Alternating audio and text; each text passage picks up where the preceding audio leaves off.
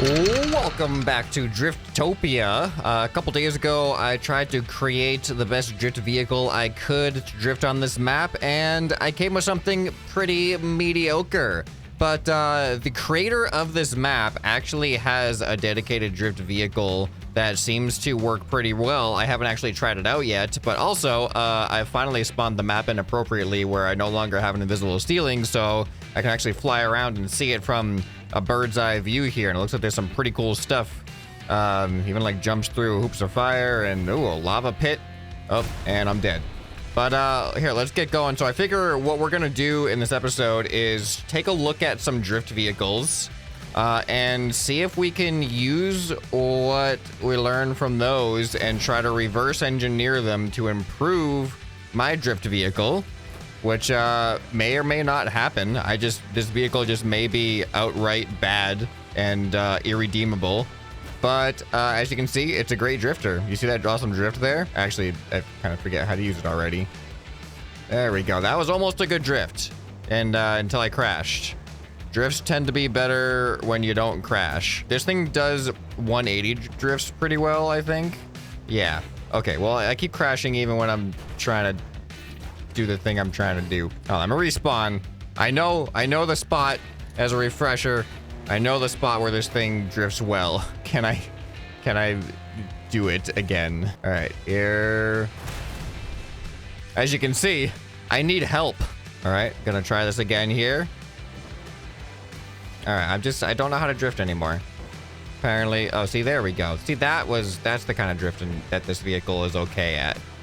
Everything else, it's not. So let's go ahead and spawn in some other drift vehicles and see what they do. So it was actually surprisingly hard to find drift vehicles on the workshop by searching the word drift. So I only have a couple to look at here, and I don't know, well, I guess this one was built after the Motorhead update because you can see it has the fancy spoiler on it.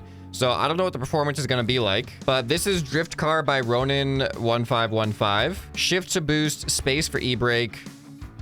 Control ski pistons between, or control does something with the piston. Oh, it's got piston drifting assistance. Look at that. Good for donuts. Let's do some donuts. So I can use the skis for donuts apparently. So this thing is using off-road wheels in the front and then doubled up motorcycle wheels in the back. All right, I can already feel when I'm just doing a normal turn, I can already feel those back wheels starting to drift out a little bit. All right, so let's do e-brake. I'm pressing space for e-brake.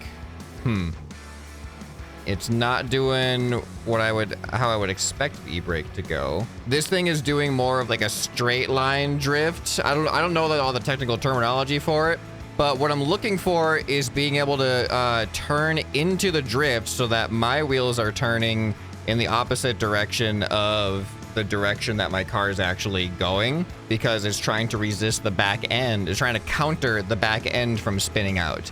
This one just seems to have a nice, like, little spin out going on, but you have to stay turned into the same direction as your turn in order to keep that going. As soon as I turn against the drift, I just straighten out immediately. So this is not quite what I'm looking for, but it is a cool looking car. Actually, you know what? Let me try the skis as I do this. Oh wait, that time, oh interesting. That time I actually felt the emergency brake do a thing. What is the emergency brake doing, by the way? There's a dragon engine on space. Oh, it probably, wait. Oh, emergency brake is reverse. It just, it takes the dragon engine and it just starts slowing it down pretty much. All right, but if I use control while I'm doing this, all right, then I just spin out entirely. Is there a way to control that though?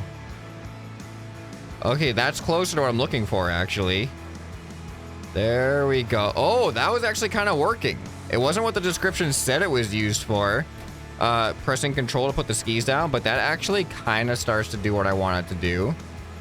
But sometimes it just kicks it out way too aggressively. I turn and then counter it. Look at that. That was not too bad. Okay, this kind of works a little bit. And then you can just release the skis to stop the drift. See, I would just want to put that on space, I guess. All right, now let's see if this feels like a more natural drift control. Ready? Oh, yeah. Okay. So already with this one, I'm kind of happy with how that performs, because you can see I'm actually turning into the drift, and as long as I hold space, I just keep drifting out. I mean, it's a weird solution, physically speaking, like just having some low friction blocks that just extend down and essentially push up your back wheels so you just get less traction. But it does replicate the feel pretty well that I've been trying to go for. So let's see what else we got. So up next we have Witwix F40 Drift V3, detailed Drift V3. Untested, no idea what I'm gonna get with this, but I don't know. It seemed like, oh my, the camber. The camber looks so ridiculous. All right, so it has racing wheel camber, and then it has slim wheels underneath the racing wheels. Oh my goodness. Whoa. Whoa. Whoa. Okay. I don't even have to do anything for this one to start drifting. Why? What is going on under here? Do you have ski? What? That's a lot of Bulldog engines. Why Bulldog engines? Is it for the sound? All right, you have gyro stabilizer there. Oh, I didn't even see if the other vehicle had gyro stabilizing. You have downforce. Oh, wait. What does that do? It's on a separate button. Does that give you more grip? Okay, that's not what I was expecting. It's not really giving me more grip. This is a weird one. I mean, it's not that bad either. It's just, it kind of does a similar thing to what that other car did when I wasn't putting the skis down. It looks like I'm drifting kind of, but I'm not turning into the steer at all. So it is pretty, I mean, it is pretty drifty. All right, let's see how these S-bends feel. Oh, okay, that was a little bit too much. I mean, that could just be user error though. Oh, I can't even go straight now. All right. Oh, this one's tough. I'm gonna start using space though. Ooh. This one, I can't predict whether it's gonna grab or not. There we go. Okay, well, we have a different texture now. The different texture has a different friction that I found out in the last episode. Okay, let's just go back this way, stay on the road. All right, yeah, this one, very, very difficult to control. At least in like more precise turns. If I had like just an open map. Oh, here we go. Okay, that felt pretty good. Oh, and then I couldn't control it though. Couldn't control it afterwards. All right, let's see if I can do it with this one though. Okay, it went a little bit more aggressive at the start there. Okay, this one, it kicks out really aggressively for me. But then it's much easier to control once I'm in the drift. This one's a little bit different where starting the drift is hard, but ending it is easy. The other one, starting the drift was super easy, ending it was difficult. Yeah, see, having a controlled start doesn't work for me on this one. Oh, there we go. That one felt good. All right. Oh, that one was a little bit too aggressive still. How do I get it to kick out more gradually? Okay. So now let me actually see. Does this one have gyros anywhere in here? Yeah, gyro stabilizer. Okay. Just trying to see what I'm going to need or not need for if I try to modify my vehicle. All right, so that one definitely was way easier to just control the drift once you're in it, but getting into it in a controlled way, it just kept getting a little bit too aggressive. But now let's actually go to the drift car made by the person who made this map, Driftopia. This is by Alter Egost. F for boost. Okay, well, this says left shift for boost down in the actual controls, though. Misleading title. That's probably a reference that I'm not getting. You must use your clutch in order to shift gears. Oh, I don't want to have to think about that. All right, space is clutch, shift is to gear up, control is to gear down, W plus S is to burn out. Wait, what? How are you doing that? I'm doing the burnout thing. There we go. All right, I just switched into first gear. This one's actually kind of rough for gears because you have to hold space in order to shift. Oh boy. Whoa. Whoa, whoa, whoa. That was interesting. All right, let's shift up again. All right, this one I don't even have to. Whoa. Okay, this is what I'm looking for right here. Look at this. Shift to boost. Oh yeah, there it is. There it is right there. Ah. Okay, so I don't have to press a button to drift. I just turn. All right, let's see if I can control this. Oh boy, so that now I'm getting a little aggressive here. All right, I'm in first gear. Is first gear like good? This one's gonna take some getting used to, but I can feel I can feel the potential. All right, I'm in second gear now. Oh, all right, all right, I'm gonna stay in first gear for now. Okay, the drifting only works during the boosting, but look at that. That was beautiful right there. All right, feeling kind of slow though. Why does it drift like that? I can't wait to take this thing apart and actually see what's going on here. So this thing seems to be indiscriminate of texture too. All right, I'm gonna go into second gear for some more speed. So the boost, oh, it seems way less stable in second gear. First gear was way more stable. Yeah, this one's hard. Hard mode now. But look at this. That was a good drift. Now switching over. Oh my goodness, that has been the most satisfying drifting I've done in Trailmakers ever. That was amazing. This is clearly the superior drift car. That was great. Like, this is just, I'm doing it. This is what I wanted. So this car is shorter than mine. The wheelbase probably makes a difference. I wonder if I can get mine to do it this way though. All right, here, let's try back over here. Gotta slow down a little bit though. There we go, and then start. Oh, I knew I had too much speed there. This one we gotta be a little bit slower on. This is amazing. This is actually, it feels so much more intuitive. Oh, and then sometimes that happens though. What do you got going on here? So you've got the motorcycle wheel, slim wheel combo. You've got weight in the back. All right, where's your gyro? Your steering gyro is also towards the back. You have a speed sensor facing that way. What are these things? Oh no. So this is gonna be a really hard thing. I'm not gonna be able to easily detect how your logic is all wired up. What are these speed sensors doing? Okay, here we go. So yeah, the speed sensor is hooked into this AND gate, which is hooked into the gyro. Yeah, positive output. So then this is actually very similar to what I'm doing then. So then you have this speed sensor, just hooked into a bunch of stuff. What are these? Wait, this speed sensor has an output of 0.88. This speed sensor, oh, your speed sensor outputs. Oh, you only, isn't there 18 mile per hour triggers? And you're going into, oh, and then that affects the, you have double steering hinges. What? This is so finely tuned. Look at what's going on here. And these steering hinges, 45 degrees on that one, 90 degrees on that one. So like, look at, yeah, look at that. And then what? So if I'm drifting, does it change how much I steer? Oh yeah, you can actually see the difference. So I'm holding down right steering. Look at the angle of the wheels. Now I'm gonna release the gas. Now you can see the angle of the wheels there, and then watch. You see it kicked in. When you start drifting, the angle of the wheels actually changes. This is way, way more finely tuned than mine.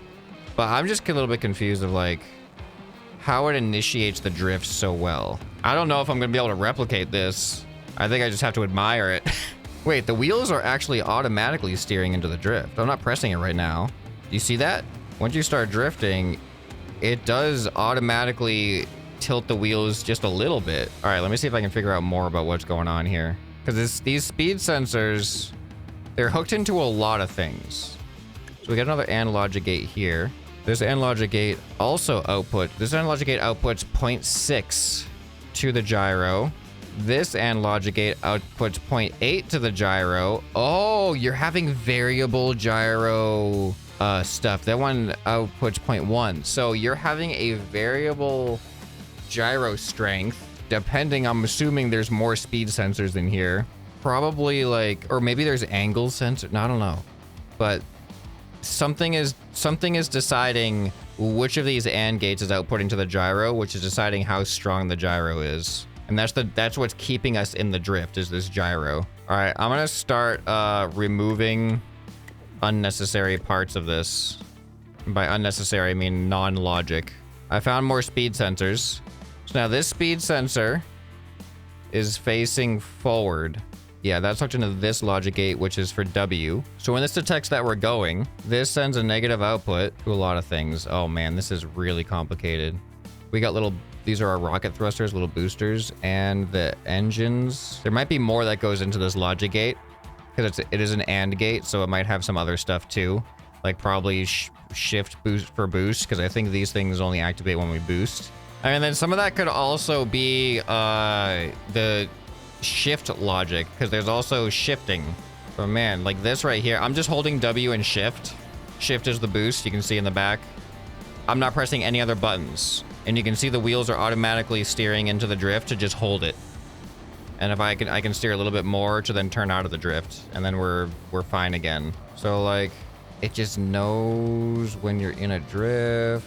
But doing the boost makes it so stable. And then if I steer into the drift more, I can just even drift sharper. Like, it just gives you so much control over the drift. What does first person look like in this thing? Oh, pretty good, actually. Oh, it even tells you what gear you're in. Too bad the handlebars are exactly in the way. Oh, I had too much speed, too much momentum. Couldn't overcome it. See, that is really easy. This feels a little bit too slow, though. Second gear feels a little bit too fast. All right, try to go around this corner. Okay, that was sharper than I wanted to, but it was also effective. All right, come on, come on, come on, come on. Oh, man, when you drift out too much and you just feel your back end is about to hit the edge. There we go. All right, and then we have a much tighter drift course right here. This might actually be better for, whoa, look at that, for the lower speed. Yeah, this might be where the lower speed shines. Ooh, that was close. I was really nearly rubbing the edge with my back end there. I can't believe I haven't like hit anything yet. All right, ready to turn. Oh, the slower speed kind of tends to kick out unexpectedly sometimes. Oh yeah, the boost is definitely going to help maintain some of the turns. But it does keep turning a little bit too sharp when I don't want it to. There we go. That's the drift I was looking for. All right, let's try this sharp one. Ooh, then right into, oh, that was perfect. That was so satisfying. Yeah, this, I don't know how you're supposed to compete with a drift car like this. Like, I don't think, even after examining everything that's going on here, I don't think I can reverse engineer this, because they're doing some really complicated stuff where there's variable outputs going to the gyro and auto steering happening on the front wheels to help maintain the drift without much effort. Here, let's try to make a couple of the modifications though. One of the things that is obvious is the wheel setup. I tried this a little bit during my testing, but I don't think I ever tried it with the final version here. So we're gonna use slim wheels paired with motorcycle wheels. So let's see if that makes a difference at all. How do I use my vehicle again?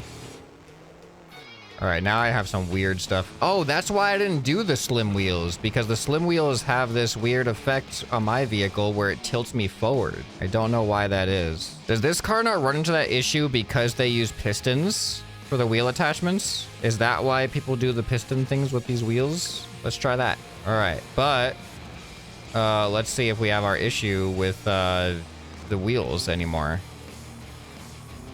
There's a little bit of a weird bounciness happening. I don't know what that is from, but now, like, I'm definitely way driftier. Like, I'm not even pressing anything anymore. This is just, I think the servos are making me drift a lot more. See, like that shaking feels weird. I don't know what's causing that. All right, let's get off of this texture. I liked this texture more when I was doing my tests. I mean, the inspiration, the main drift vehicle that we're seeing doesn't seem to discriminate between textures, but I'm not there yet. All right, I will admit that it is already feeling better when it works. It's just a matter of like it actually working. Okay, here we go. Like, it's the driftiness feels way more appropriate now. Like, it feels just less grippy, which is good. But it's just got some weird glitchiness happening with like just that shaking where it looks like it has a tremendous amount. Okay, I was gonna say it looks like it has a tremendous amount of downforce, and then it started floating. So I don't even know what to think about that. I'm gonna get rid of this spoiler. No front spoiler needed. Maybe that was the problem. Nope, that was not the problem. I don't know what the problem is. Oh, this thing has the front and back gyros. I decided against those. See how this feels now. Well, that didn't solve the problem. I feel like that is an issue with the slim wheels, though. If I delete the slim wheels and I double up on these in the back, why do I feel like my issue is going to be solved? All right, well, I can't drift anymore, but that issue doesn't happen. I'm pretty sure there's some type of collision going on with the slim wheel. Oh, this has space thrusters in there too. Oh wait, there's another gyro for steering at 5 point. There's 2 different gyros. There's even more complexity in this thing. But I'm just looking for a stabilizer. Lots of weight blocks in the back. Oh, that's another thing I can start adjusting is weight. I don't see a gyro stabilizer on this one. All right, let's take out my gyro stabilizer. All right, well, the gyro stabilizer was important for my vehicle, apparently. There's some really weird stuff happening now. Why are my wheels turned? I'm not doing that. But, you know, maybe it's a weight thing. Where's my center of mass? I'm just gonna add a whole bunch of weights. All right, a couple more weights. Whoa, big difference. This is actually a huge difference. Oh, but there's something weird going on still. There's some weird physics interactions with the ground, but I'm no longer instantly flipping over when I try to drift. All right, just gradually flipping over. Not instant, just gradual now. But yeah, it definitely feels like something's wrong though. Oh, look at this. I couldn't do this before. I could not do this before. Okay. We got some improvement. I'm gonna lower the engine power. Oh, you can't set the engine power to the Dragon engines. Interesting. I'm just gonna remove one of the Dragon engines is all. I will replace the Dragon engines with weights. All right, I think the weight's a little bit too high. Oh no, I can't undrift. Look at this. I'm doing a drift. I'm doing a big drift. All right, so now this is a matter of my gyro strength now. My wheels cannot overcome my gyro strength. Unless I want to like tap it. Oh, look at that. That kind of works too. We're definitely getting improvement. My vehicle is a very different vehicle than the one that we're reverse engineering, but it's helping. Man, sometimes I just roll though. All right, it's feeling way better with the gyro back now. Ooh, this is feeling, I'm onto something here. Oh, and then that happened. Why? Oh no, I don't know what that is. I don't know how to deal with that. When the glitchiness doesn't happen, the drifting happens. But look at that, that's good. Let's try to do a drift here. I can't initiate a drift on this texture for whatever reason. Okay, drift. All right, that one was pretty good. Oh man, but just the wheels keep doing the thing though. They keep doing the lift. They keep giving my back end lift. Oh, here's a drift. That was pretty good. Oh, but now I actually can't go straight again.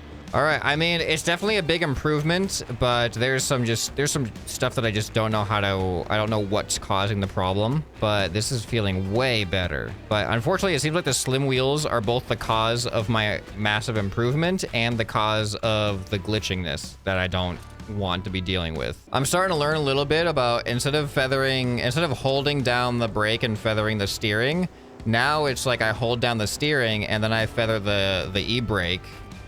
And then that causes a more controllable drift now. It seems like left steering is more likely than right steering. Let's actually test that out. Now let's do another left steer here.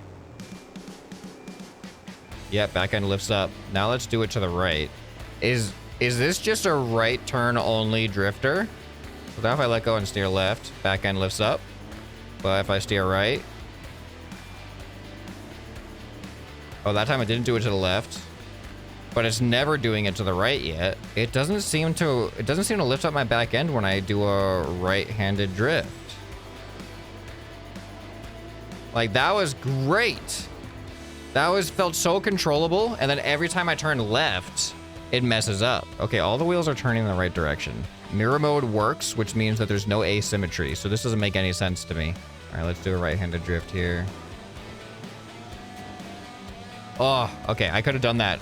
I just got my controls confused. The problem is this car doesn't actually steer well normally anymore.